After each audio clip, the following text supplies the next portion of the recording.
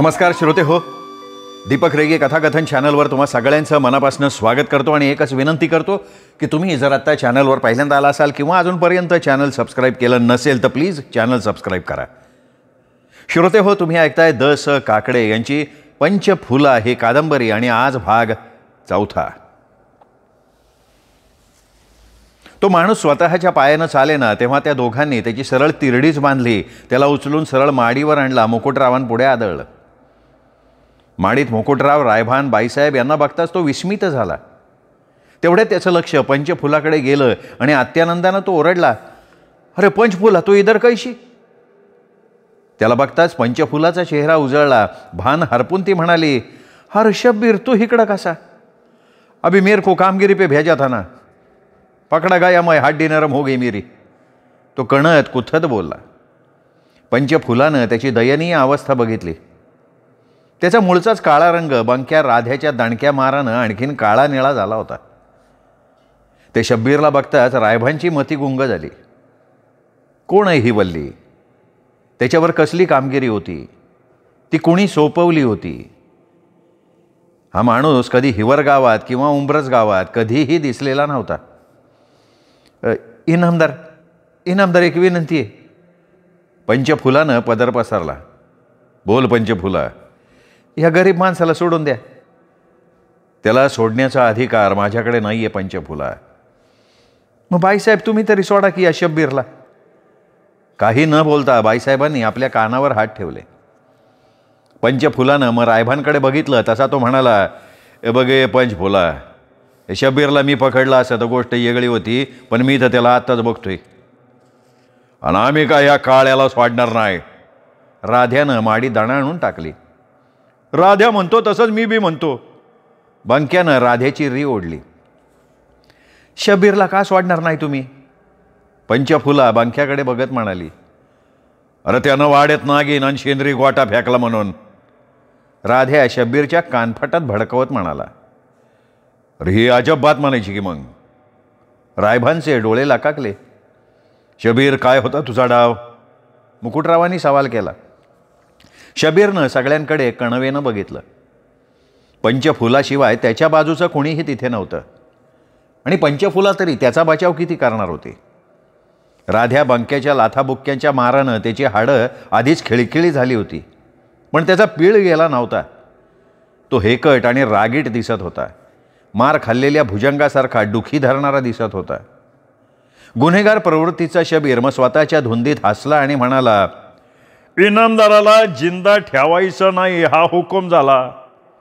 मी हुकमाचा ताबेदार.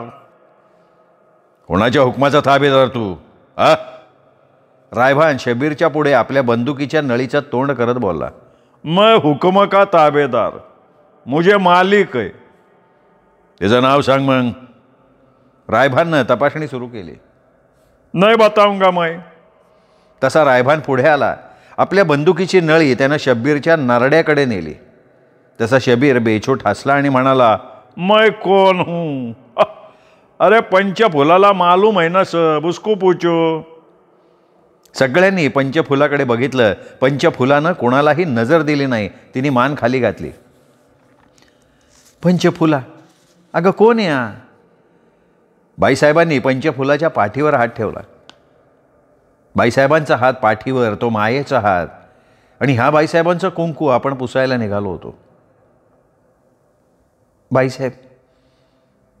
बाईसाहेब हा शब्बीर आहे ना? हा शब्बीर माझ्या हुकमाचा ताबेदार आहे. काय म्हणली? रायभाननं पंचफुलाकडे डोळे वासून बघितलं. तुझा धंदा काय रे? मुकुटरावांनी शब्बीरला विचारलं. मैं गारोडी, सपेरा, नाग नागिन पकडणारा शैतानमय. हा तुझा धंदा आहे?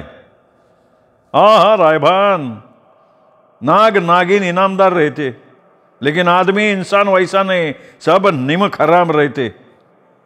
म्हणजे हे सगळे माणसापेक्षाही इमानदार असतात? अरे भाई साहब को पूछो ना, भाई साहब को पूछ. मी वाड्यात फेकलेल्या नागिनीला त्याने दूध पाजलं. त्या नागांनी त्यांना धक्का लावला नाही. किंवा बाईसाहेब? बाईसाहेबांच्या कपाळावर घाम दाटला. दुधाच्या मोऱ्याच्या गळ्याला विळखा घालून बसणारी आणि विधभर लांबीची फडा डोलावणारी नागिण त्यांच्या डोळ्यांपुढे होती. रायबान, दूध पाजणाऱ्या इन्सानला डंख करायचा का नाही याचा नाग नागिन 10 टाइम विचार करतो, क्या समजा? शब्बीर, तुला सापाचं विष उतरवता येतं का रे? बाईसाहेब भाबड्या शब्दात बोलल्या. तसा शब्बीर पुन्हा हसला, मोठ्या दरडवणीच्या आवाजात बोलला, मैं विष उतरवता नाही हूं, मी डंख झालेल्या माणसाला विष चढावतो. जहरानं तडफडणाऱ्या माणसाचा खेळ बघतो मी. मुकुटराव, तुम आज बच गया, मैं आज यहाँ हाजीर होता ना. मुकुटराव उठले. त्यांनी बंक्या राध्याकडे बघितलं. दोघांनी त्याला भिंतीवरच फेकून दिलं. थाडदिशी शब्बीरचं डोकं भिंतीवर आदळलं. त्याच्या डोक्याला जखम झाली. रक्ताची चिळकांडीच उडाली. पंचफुला तिरीमिरी तुटली. आपल्या नाजूक हातानं तिने शब्बीरची जखम दाबून धरली. पण रक्त उसळी मारून सगळ्या डोक्यातच झालं होतं. रक्ताची धार कपाळावर उतरून तशीच नाकावरनं तोंडावर, तिथनं छातीवर सांडत राहिली. पंचफुलाचा हात झिडकारून शब्बीर राध्या भिलानी पकडलेला असतानाही उंच उडी घ्यायचा प्रयत्न करायला लागला. बंक्या, या फडतूस माणसाला माझ्या नजरेपडणं हलवा. शब्बीरला ओढत नेत असताना तो थुंकत ओरडतच होता, अबे कमीने इनामदार, तेरे को देख लेगा मैं, तुझ्या मार डालेंगा मैं. वाड्यातल्या तळघरातल्या एका अंधाऱ्या खोलीत राध्या बंक्यानं त्याला मेल्या मुडद्यासारखा फेकून दिला. खोलीचं जुनाटदार करकर वाजून बंद झालं. पंचफुला, अगं कोण होता तू? बाईसाहेबांनी विचारलं. बाईसाहेब, तुम्ही साध्या भोळ्या, तुम्हाला नाही यातलं काय कळायचं. हे बघ पंचफुला, खानदानी कुटुंबातलीच आहे मी. साधी भोळी राहून मला कसं चालेल? आणि मी नुसतीच भोळी असते ना, तर ह्या इनामदारांनी मला कवाच वाटेल लावलं असतं. अहो बाईसाहेब, तुम्हाला वाटेल लावायचं म्हणून तर इनामदारांनी मला पळवून आणलंय. पण मला पळवून लावणं आता शक्य नाही पंचफुला. मुकुटरावांनी बाईसाहेबांकडे बघितलं. अशा गोष्टी दुसऱ्याला सांगण्याच्या नाहीत हे त्यांनी बाईसाहेबांना कितीतरी वेळा सांगितलं होतं, पण बाईसाहेबांना त्याचं ध्यानच राहत नव्हतं. पंचफुला, शब्बीरनं त्या वाड्यात नागिन फेकली ही कामगिरी तू त्याला सांगितली होती का? रायभाननं तिला विचारलं. हां. कारण? रायभान, काय सांगू तुम्हाला, इनामदारांनी माझा ध्यास घेतला होता, त्याच्यासाठी त्यांनी आफू जवळ केली ती. हे तुला कसं माहिती? कसं माहिती?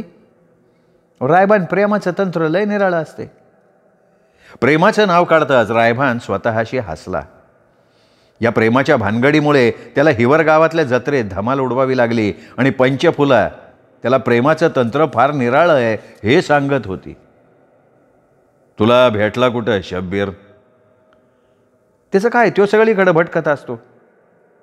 मला एकदा तो जंगलात भेटला. अस्सल नाग नागिनी पकडत होता. मला पण नाग नागिन पकडायची कला शिकायची होती. मग शब्बीर बरोबर किती काळ मी जंगलात भटकले. शब्बीर इतक्या चपळाईनं मी पण सगळ्या प्रकारचे साप पकडायला शिकले. मुकुटराव, बाईसाहेब, रायभान पंचफुलेच्या त्या नव्या माहितीनं अवाक झाले होते. सर्पाशी खेळणाऱ्या पंचफुलाशी खेळणं हे नागिणीशी खेळण्या इतकं सारखं होतं. रायभाननं मुकुटरावांकडे बघितलं. तसं बघताना रायभाननं डावी भुवई उडवली. पंचफुला, तू कितीही भीती दाखवलीस तरी मी तुला सोडणार नाही. मी आणि नागिन याच्यात फरक नाही हा इनामदार. हे बघ पंचफुला, मी आहे अफिमबाज. नागिणीच्या दंशाचा विषाचा माझ्यावर काहीही परिणाम होणार नाही. इनामदारांचं ते वक्तव्य पंचफुलानं ऐकलं आणि ती संभ्रमित झाली. आपल्या दातांमध्ये बोट चावत बोलली, मग आता तुम्ही माझं काय करणार? आवडणारी बाई पकडल्यावर पुरुष काय करतो? मुकुटरावाचं ते बोलणं ऐकलं आणि पुन्हा ती विचारात पडली. तिने डोळेच मिटून घेतले. तिने आपली मान झोपाळ्यावर शेजारी टेकलेल्या बाईसाहेबांच्या खांद्यावर टाकली. पंचफुलाला असहाय्य वाटलं, त्यामुळे ती बाईसाहेबांना चिपकली. बाईसाहेबांनी तिच्या मुखावरनं आपला हात फिरवला. तिच्या लांब सडक केसात त्यांनी बोटं खुपसली. हलकेच मग त्यांनी पंचफुलाच्या पुऱ्यांसारख्या फुगलेल्या गालावर टिचकी मारली. पंचफुला विषण्ण हसली तरी तिच्या त्याही स्थितीत गाळाला गोड खड्या पाडल्या. बाईसाहेबांना पंचफुला स्त्री असून सुद्धा मोह पडला. इनामदार, मला सांगा तुम्ही काय करणार या पंचफुलाचं? बाईसाहेब वेगळ्याच आवाजात विचारत होत्या आणि बाईसाहेबांचा तो आवाज ऐकताच मुकुटराव अस्वस्थ झाले. आत्तापर्यंत बाईसाहेबांनी असा सवाल त्यांना कधीही केला नव्हता. मुकुटरावांना त्यांनी तसं कधी शब्दानंही विचारलं नव्हतं. तुमचं म्हणणं काय आहे? मुकुटरावांनी बाईसाहेबांच्याकडे बघत विचारलं. बाईसाहेबांनी मग रायभांकडे बघितलं. मुकुटरावांवर प्रभाव असणारा तोच गावात वीर पुरुष होता. रायबांना जाणवलं की बाईसाहेबांना आपल्या मदतीची गरज आहे. शिर झुकवून तो म्हणाला, बाईसाहेब हा रायबान, तुमच्या इनामदार घराण्याची सेवा करणारा. तुम्ही नाही तर इनामदारांनी सांगावं ते मी करणार. बोला बाईसाहेब. रायबान, तू इनामदारांना जिंकून दिलंस ना, ते ठीक नाही केलंस. काय म्हणता बाईसाहेब? रायबांचा आवाज फाटला. पंचफुलाचं लग्न जमलंय आणि तरी पण तुम्ही तिला इकडं पळवून आणली. हो बाईसाहेब, पण माझं ऐका ना पूर्ण. ऐका. रायभान, आता मी आई होणार आहे. मग असं असताना इनामदारांना दुसऱ्या स्त्रीची गरज काय? रायभानला हा जबर हादरा होता. बाईसाहेब आई होणार आहेत आणि मुकुटराव दुसऱ्या स्त्रीसाठी पागल बनलेत. ती स्त्री त्यांना मिळवून देण्यासाठी आपण छातीचा कोट केला. आपल्या मुलीच्या सुटकेसाठी तडफडणाऱ्या भुजिंगरावांचा आपण नक्षा उतरवला. पण ज्या पंचफुलीला पळवून आणलं गेलं तिचं तर लग्न जमलंय. ती काय म्हणेल आता आपल्याला? आई होणाऱ्या बाईसाहेब काय म्हणतील आपल्याला? रायभांना पंचफुला आणि बाईसाहेब दोघींकडे आळीपाळीनं बघितलं. मुकुटरावांकडे बघितलं. मुकुटरावांचा चेहरा चमत्कारिक झाला होता. इनामदार, जानाची नाही तर मानाची तरी तुम्हाला लाज वाटायला पाहिजे होती ना? बाईसाहेबांचे उकळत्या तेलासारखे शब्द बाहेर पडले. काय झालं? मुकुटराव उठून उभे राहत बोलले. त्यांनी आपले हात पाठीमागे बांधले होते. अहो, तुम्ही बाप होणार आहे आणि तुम्हाला त्याचा पत्त्याच नाही. पण तुम्ही सांगितलं तर आम्हाला कळणार ना. पण मी सांगितलेलं ऐकायला तुम्ही शुद्धीव कधी होता? रोज मध्यरात्री जेवण घेऊन यायची तर तुमची अफीमबाजी शहामृगासारखी गादीत तोंड खुपसून बसलेली असायची. तुम्ही झुरत होता पंचफुलेसाठी, पण तुमच्यासाठी झुरणाऱ्या बाईसाहेबाचा तुम्ही कधी विचार तरी केलात? आणि रात्री तर कहरच केलात. चोरासारखे माडीतनं पसार झालात. चोरासारखा रात्रीचा डाका घातलात. मला त्यातलं काहीच माहिती करू दिलं नाही का? मी तुमची कोणी नव्हते? इनामदारांची सावली होऊन या वाड्यात वावरले मी, पण त्या सावलीला पायदळी तोडवायला निघालेत. रायभान अचंब्यात पडला.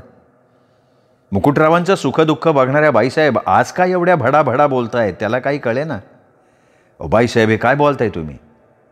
रायभान समजुतीचं बोलला. रायभान, तुम्ही पराक्रमी, वाघाच्या जबड्यात हात घालणारी तुमची मर्दाची छाती, पण हा बाका प्रसंग तुम्ही कसा निभावणार आता? बजी, मुकुटरावांना पंचफुला मिळावी म्हणून तुम्हीच ना नाचलात छबिन्यात. पंचफुलाला आणून इथं काय साधलं हो तुम्ही? गरबार बाईसाहेबाच्या सुखाचा विचार तुम्ही कसा केला नाही? अहो, पंचफुला आणणार हे निदान तुम्ही मला तरी सांगायचं ना. हो, कसं सांगणार बाईसाहेब मी? मुकुटरावांना गुप्तता पाहिजे होती ना. मग आता उद्या कोणाला पळवून आणायची? म्हणजे रायभान, तुमचं लगीन व्हायचंय. तुमचं बी कुठल्या तरी पोरीवर मन बसलं असेल तर तिची उचल बांगडी करण्यासाठी आता इनामदारांना न्या. इनामदार, बाईसाहेब काय म्हणतात बघा. मुकुटराव पाठीमागे हात बांधून माडीतल्या गादीवर फेऱ्या मारत होते. त्यांच्याकडे बोलायला तोंडच नव्हतं. रायबांच्या डोळ्यांपुढे भविष्यकाळ उभा राहिला. पंचफुलाला पळवून आणलं तर भुजिंगरावांचं वैर सुरू. पण त्यात वाड्यात आता सवती मत्सराची आग धुमसणार आहे. आतला वार आणि बाहेरचा वार. व्यसनातून शुद्धीवर येणारे मुकुटराव त्याला कशा प्रकारे तोंड देतील? बाईसाहेब, मग अशी मी तुम्हाला हेच सांगत होते. आत्ताची तुम्हाला ते जाणवलंय. तुम्ही जे बोलताय ना ते तुमच्या सुखाच्या दृष्टीनं अगदी खरं आहे बाईसाहेब. पंचफुलानं बाईसाहेबांना साथ दिली. मग मी आता त्यात मरावं अशी तुमची इच्छा आहे का?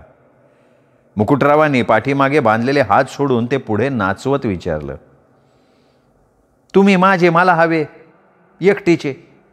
पंचफुलाला ह्या वाड्यात मी राहू देणार नाही. बाईसाहेबांनी स्फोट केला. का? पंचफुलाला काय या वाड्यात राहू देणार नाही? अहो, तिचं तुमच्यावर नाही प्रेम. तिच्या मनाविरुद्ध सगळं घडतंय. आणि असंतुष्ट स्त्रीला नांदवणं ही तुमच्या जीवाच्या धोक्याची गोष्ट आहे. पण एकेकाळी जे जोरगाडाव तुम्हीच पंचफुला सवत हवी असं सांगत होता ना. हां, पण त्यावेळी मला मूल नव्हतं आणि आता मी त्याच्यासाठी मला पुढच्या परिणामांचा विचार करायला पाहिजे. पंचफुला विजयी हसली. इनामदार पतीपत्नीतला संघर्ष तिच्या पथ्यावर पडायच्या मार्गावर होता. तो तिनेच मोठ्या खुशीनं पहिल्यांदा पेरला होता.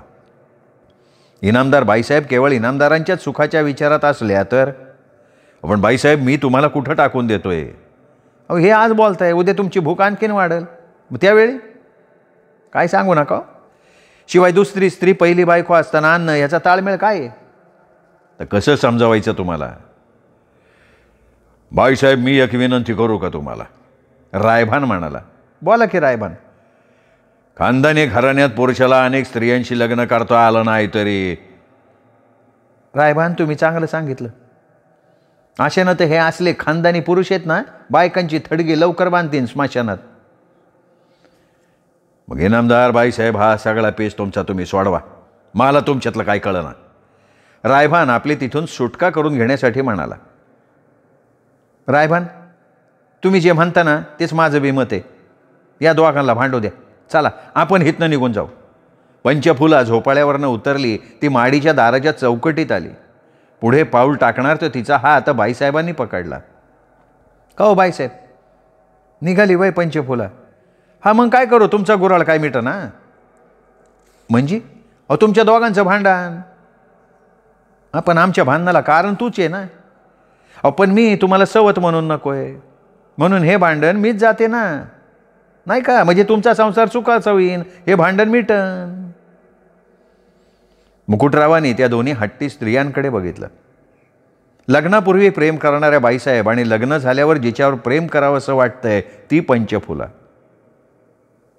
इनामदार तुम्ही नाका निराश होऊ, बाईसाहेब म्हणाले. काय तुम्ही तर आमचा पंचनामा करून टाकला बाईसाहेब. इनामदार निराश होत म्हणाले. इनामदार पंचफुला लग्नाला तयार असेल तर आजच भटाला बोलवा, टाका लगीन उरकून. काय म्हणताय बाईसाहेब? रायभान म्हणाला. पण बाईसाहेबांचं ते बोलणं ऐकताच मुकुटरावांना गहीवरून आलं.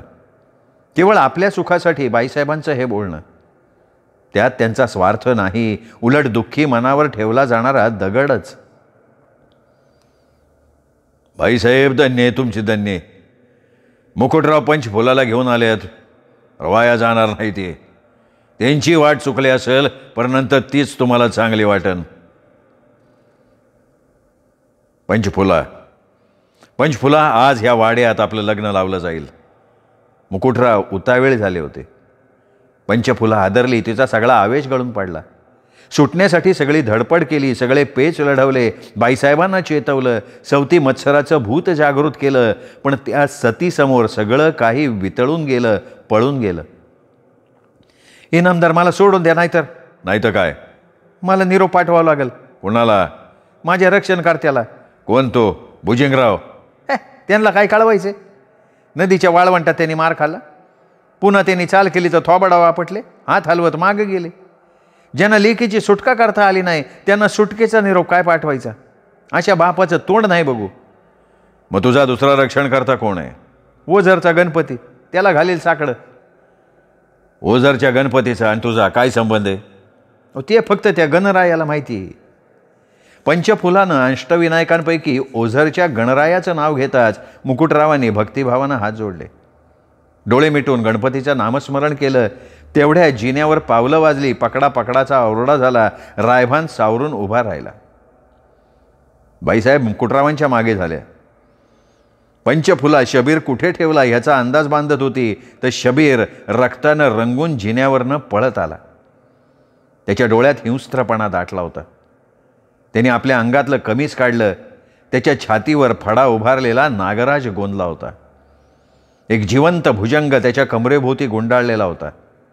त्या भुजंगाच्या तोंडाची आणि शेपटाची गाठ मारली होती. माडीवर येताच त्याने आपल्या कमरेच्या भुजंगाच्या शेपटाची आणि तोंडाची गाठ सोडली. भुजंगाचं शेपूट पकडलं. भुजंगाचं मस्तक खाली केलं. 6 फूट लांबीचं ते जहरी जनावर. डोक्याचा मोठा मणी हलवत आणि जीभ लवलवत ते मागे पुढे झालं.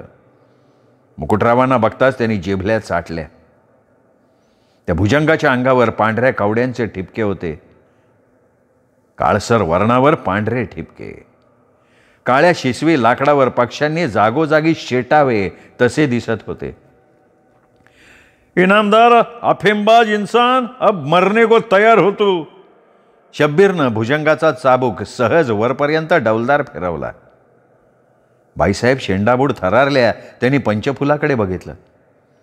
पंचफुला शबीरजवळ उभी राहिली होती.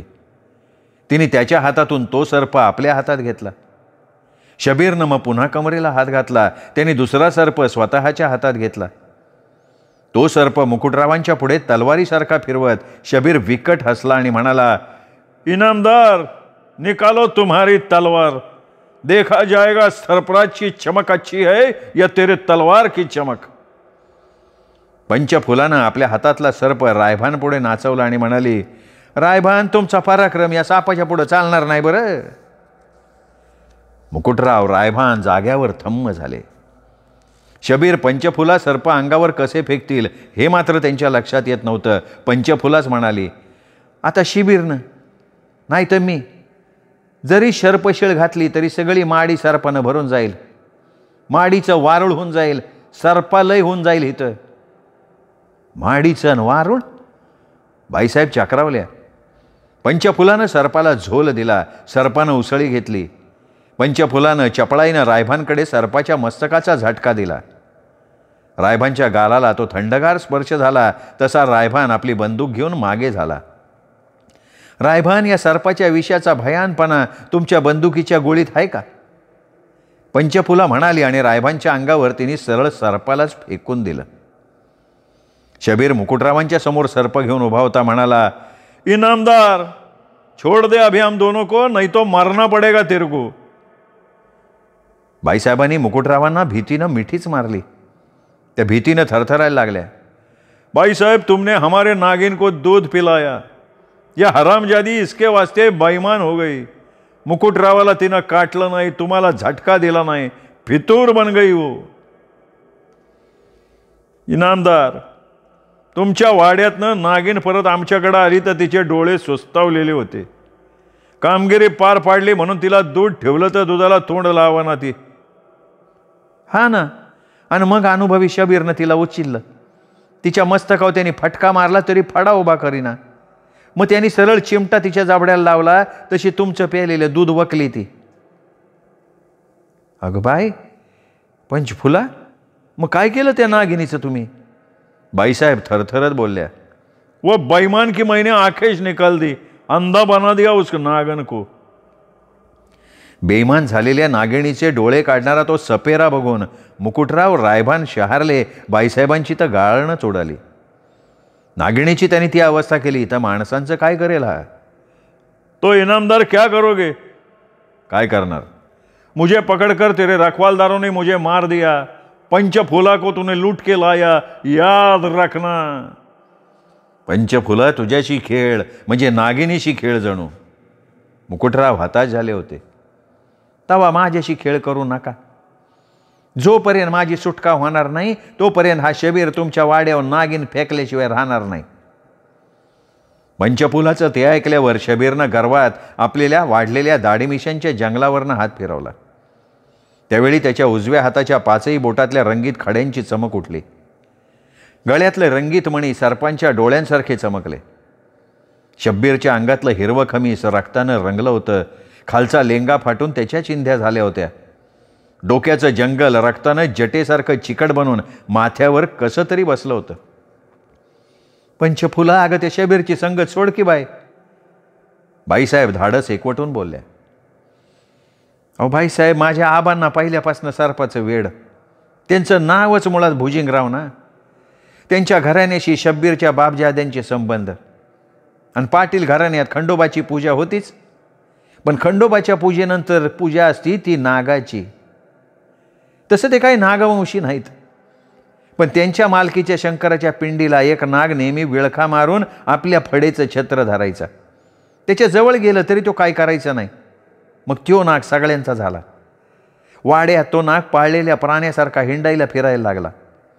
एक दिवस त्या पिंडीला विळखा मारून त्याने आपला देह ठेवला. त्या नागाची प्रेतयात्रा आमच्या हिवर गावात गाजली. मग वंश परंपरेनं नागपूजा वाड्यात चालत आली. सर्वजण सर्व प्रकारचे साप पकडीत. त्यांच्या अंगात ही कला आलीच, पण गारुड्यांशी संबंध आले, त्यामुळं माझी आणि शब्बीरची मैत्री. असं असताना मी कशी त्याची संगत सोडू बाईसाहेब? शबीर पंचफुलेचं सर्पवेड अफलातून होतं. सर्पचर्चेमुळे माडीवरचे सगळेजण थंड मनानं उभे होते. शब्बीरनी ते दोन्ही सर्प हातात घेतले. ते त्यांनी आपल्या गळ्यात फुलांच्या माळेप्रमाणे घातले. तशी पंचफुला पुढे झाली आणि म्हणाली, शबीर, माझ्या गळ्यात बी एक सर्प पाहिजे. शब्बीरनं तिच्याकडे एक सर्प फेकला. पंचफुलानं तो अल्ला झेलला. त्या सर्पाला तिने आपल्या गळ्याभोवती अडकवलं. तसं मुकुटराव म्हणाले, रायभान एक काम कर. सांगा की. या दोघा सर्पवेड्यांना वाड्यातनं बाहेर काढा. त्यांना नदीपर्यंत पोचवा. देवा नावाड्याला सांगा यांना हिवरगावच्या नदी तीरावर सोडून या. अरे पण इनामदार पंचफुला? आता कसलीही शंका उपस्थित करू नको रायभान. मग आपण काय मिळवलं इनामदार? आपण मिळवलं ते भुजंगरावांचं वैर. नुसत्या एकट्या भुजंगरावाचं वैर नाही, माझं लग्न ज्याच्याशी होणार आहे तो पुरुष सुद्धा तुम्हाला अद्दल घडवल्याशिवाय राहणार नाही, लक्षात ठेवा. कोण आहे तुझा पुरुष? रायभान चमकून बोलला. वोझरचे इनामदार जयसिंगराव. पंचफुला म्हणाली. पंचफुला, शब्बीर यांच्या पाठोपाठ रायभान जड पावलांनी माडे उतरून खाली चौकात आला. सगळे पहारेकरी कुऱ्हाडी फारशा घेऊन उभे होते. सगळ्या पहारेकरांच्या अंगावर थुंकत शबीर दिंडी दरवाज्यातनं बाहेर पडला. त्याच्या पाठोपाठ पंचफुला, मग रायभान. मुकुटराव माडीच्या खिडकीतनं नदी तीराकडे जाणाऱ्या पंचफुलाच्या पाठमोऱ्या आकृतीकडे बघत होते.